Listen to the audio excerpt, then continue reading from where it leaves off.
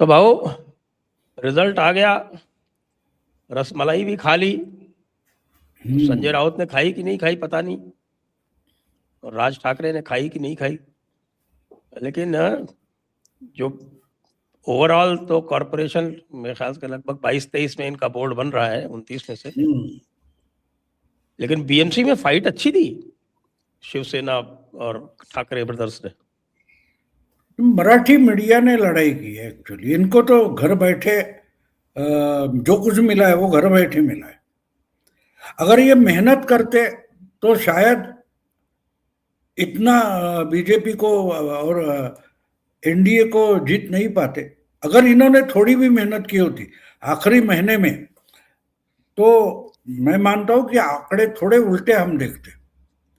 मुझे भी एक्सपेक्टेड नहीं था, क्योंकि ये तो घर में बैठे, लेकिन मीडिया ने पूरा मराठी मीडिया इनके पीछे खड़ा था। ये ठाकरे मुंबई जाएगी, मुंबई तो गई, बीजेपी आई तो मुंबई गई, ये सब मराठी मीडिया में जो घूम रहा था उसका थोड़ा इफेक्ट तो मिलेगा ना। 10-15 सीटों का फर्क जो है, मैं मानता हूं, मेरा अंदाजा था 140 तक तो कम से कम जाएंगे। तो उसमें जो 20-25 की घट है उसका क्रेडिट मराठी मीडिया को देना पड़ेगा। ये भी है। इसलिए ठाकरे बंधुओं को उसका फायदा मिला है। और राज ठाकरे की पार्टी भी बैठ गई बिल्कुल। उद्धव ठाकरे की पार्टी का तो ठीक ठाक है प्रदर्शन।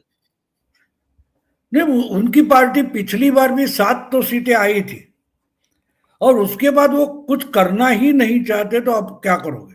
सिर्फ भाषण से होगा तो संजय राउत की प्रेस कॉन्फ्रेंस में भी हो सकता है ना। राज ठाकरे का एसेट क्या है? वो अच्छा भाषण करते हैं, भीड़ इकट्ठा करते हैं, लेकिन भीड़ वोट में कन्वर्ट होना जो होता है, वो उसके लिए कार्यकर्ताओं की फौज जरूरी है। वो उनके पास नहीं, संगठन नहीं है। तो ये भी साथ आ गए, इसका कारण साफ है कि इनके साथ रहे, भैया के अपने भाई के साथ खड़े हो गए, उसका फायदा उनको मिला है।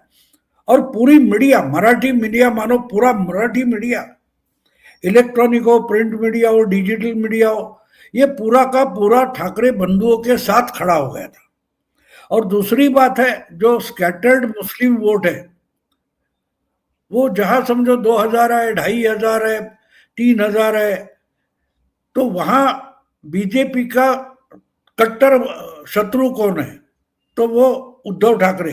तो उसके पीछे गए, उसका फायदा उनको मिला। और उतना ही वहां कांग्रेस का नुकसान हो गया।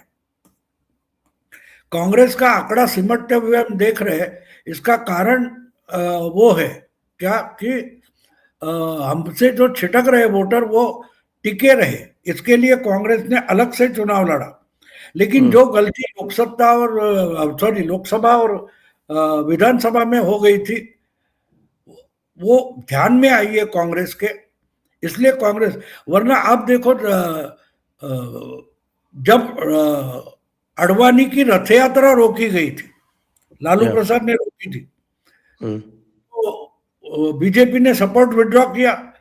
तो कांग्रेस ने बीजेपी को नीचा दिखाने के लिए उनको सपोर्ट कर दिया, इधर मुलायम को सपोर्ट कर दिया, और आहिस्ते आहिस्ते वहां की कांग्रेस की जो वोट बैंक थी वो खिसकते लालू और मुलायम के पास चली गई। बिल्कुल वही दिल्ली में हो गया और जगह हो गया। तो अब कांग्रेस उससे निकलना चाहती है, इसलिए बीएमसी के चुनाव में कांग्रेस ने तय किया कि भाई हम इनके साथ नहीं जाएंगे, क्योंकि उनको लग रहा था कि ठीक है लोकसभा में जाएंगे वो वापस आ जाएंगे।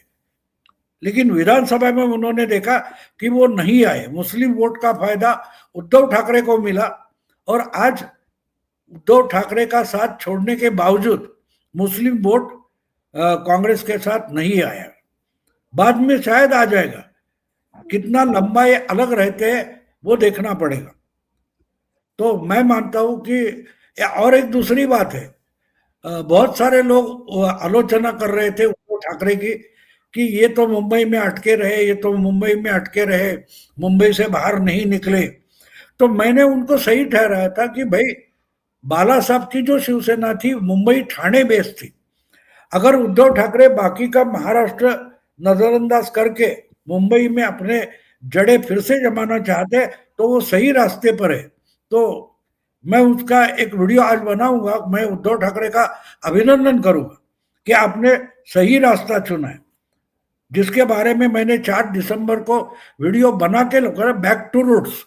आप अपने रूट्स पक्के करने के लिए निकले तो अच्छी बात है, क्योंकि मुंबई में स्ट्रांग होल्ड आपका होगा तो ही आप और जगह जा सकते हो। जैसे आपको याद होगा कि 2017 में मोदी के लिए बड़ा गुजरात में चैलेंज खड़ा हो गया, 100 के नीचे बीजेपी आ गई थी 2017 में, याद होगा आपको।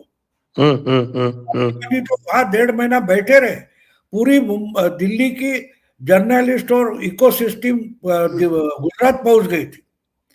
तो मोदी जी ने 27 मीटिंगें की थी, 27 प्रधानमंत्री होकर, क्योंकि उनको मालूम था गुजरात मेरे जड़ है, अगर गुजरात खिसक गया तो दिल्ली टिकेगी नहीं। तो उन्होंने बड़ी मेहनत अकेले ने भी की थी, 27 मीटिंग लेकर, और गुजरात बचा के रखा था। उसका कारण ये था कि अपनी भूमि है, वहां अपनी जड़ें पक्की होनी चाहिए।